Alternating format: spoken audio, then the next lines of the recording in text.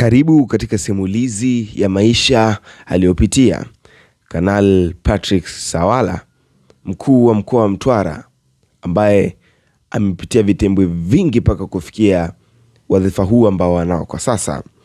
Lilikuwa sio jambo rahisi yeye kuwa mkuu wa mkoa, lakini ukiona vielewa ujue vimeundwa. Kuna mengi amepitia kati ya kipindi akiunda maisha yake.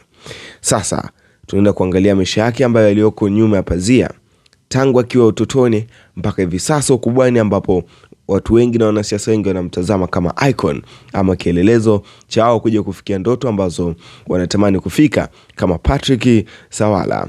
Kanali Patrick Sawala, historia hii itaenda kutoa machozi ambayo yatabubujika bila wewe mwenyewe kufahamu, ikiambatana na kwikwi mbalimbali. Hivyo na kushauri ndugu mtazamaji wetu wa Usiku TV, andaa leso yako na kitambaa laini ambacho utakuwa unakitumia kwa ajili ya kufuta machozi yako wakati ukisikiliza simulizi hii. Mimi ni msimuliaji wako, niite Daud Alexander Scott Rizzi. Mwanzo hadi mwisho nitakuwa nawe katika maiki hii. Sikiliza sauti yangu tamu bojobojo. Kanali Patrick Sawala, simulizi ya safari ya maisha yake na utumishi wake kwa umma. Katika nyanda za Tanzania ambako jua huchomoza kila siku likiwa na ahadi ya matumaini mapya, alikuwa kijana mmoja aliyekulia na ndoto kubwa kuliko uwezo wa wakati wake. Ndoto yake ya kutumikia nchi yake kwa uaminifu, nidhamu na moyo wa kujitoa. Jina lake lilikuwa Patrick Sawala. Mwanzo wa maisha yake. Patrick Sawala alizaliwa katika mazingira ya kawaida. Akalelewa kwenye familia iliyomfundisha mapema thamani ya nidhamu, heshima na kazi. Tangu akiwa mdogo alionyesha dalili ya uongozi. Hakupenda vurugu, alipenda haki na alikuwa mstari wa mbele kusaidia wenzake. Malezi yake yalijikita katika misingi ya kuheshimu wakubwa, kufanya kazi kwa bidii na kulinda maslahi ya jamii kabla ya maslahi binafsi. Haya ndio maadili yaliyomjenga na kumkuza. Safari yake ya elimu. Katika safari yake ya masomo, Patrick alijulikana kama mwanafunzi mwenye nidhamu ya hali ya juu, msikivu, mwenye ari ya kujifunza.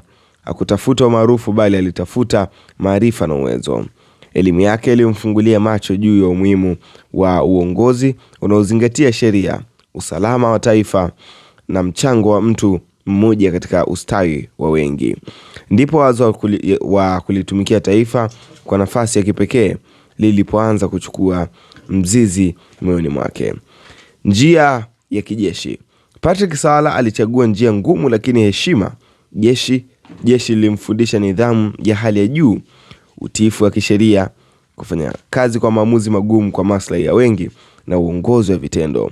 Kupitia mafunzo ya utumishi wa kijeshi, alipanda ngazi kwa juu, uadilifu na uaminifu hadi kufikia cheo cha kanali, cheo kinachobeba heshima, wajibu na uzoefu mkubwa sana. Jeshi likamfanya awe mgumu kwa watu, bali lilimfanya pia awe thabiti, mwenye msimamo na haki. Kuingia kwenye utumishi wa umma. Kutokana na uzoefu wake wa uongozi, nidhamu na uzalendo, serikalini walimwamini na kumpa jukumu kubwa zaidi, kutumikia nchi kama mkuu wa mkoa. Alipoteuliwa kuwa mkuu wa mkoa wa Mtwara, Kanali Patrick Sawala hakuona hiyo kama heshima pekee, bali kama mzigo wa dhamana. Afrika alifika Mtwara akiwa na falsafa moja: maendeleo hayaji kwa maneno, yanakuja kwa kazi, uwajibikaji na ushirikiano. Uongozi wake wa Mtwara. Katika uongozi wake alijitambulisha kama kiongozi anayesikiliza wananchi, msimamizi wa miradi ya maendeleo, mtetezi wa amani na mshikamano na malezi. Pia akiwa kama mlezi wa watumishi wa umma, alisisitiza kuwa uwajibikaji kwa viongozi, ushirikishwaji wa wananchi na matumizi ya silaha ya sahihi ya rasilimali za umma. Kwa wananchi wa Mtwara, hakujiona kama mtawala bali kama mtumishi. Lakini simulizi hii na safari ya Kanali Patrick Sawala ni simulizi ya nidhamu iliyogeuka uongozi, utii uliogeuka uwajibikaji na ndoto ya kijana iliyogeuka huduma kwa taifa. Ni hadithi ya mtu aliyefundishwa maisha na kwamba nafasi ni dhamana na uongozi ni wito wa kujitoa, sio sifa ya kujisifu. Hadi leo jina lake linaendelea kuandikwa si tu kwa maneno pekee, bali kwa kazi, maamuzi na alama zinazoacha katika mioyo ya watu unaoongoza. Hii ni simulizi ya Patrick Sawala, mkuu wa mkoa wa Mtwara.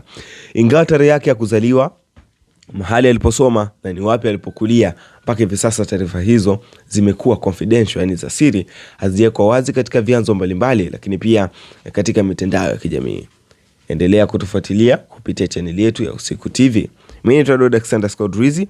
Ili uweze kupata simulizi hizi kila wakati na kila muda, basi wajibu wako ni mmoja tu. Ukisubscribe hapo chini katika maneno ambayo yameweza kuandikwa hapo, unaweza kubonyeza, lakini pia kuongeza na alama ya kengele ili uweze kupata taarifa ama notifications zetu pale pindi video mpya zinapokuja. Usipitwe na simulizi hizi ambazo zitakuimarisha na kukufumbua akili yako, ili uweze kuwatazama ni wapi watu walipotokea mpaka hivi sasa walipofikia. Watu hao ni wanasiasa, watu maarufu, wasanii na wengineo. Hata wewe pia kama una kitu, tutatoa historia yako hapa. Subscribe hapo chini. Asante.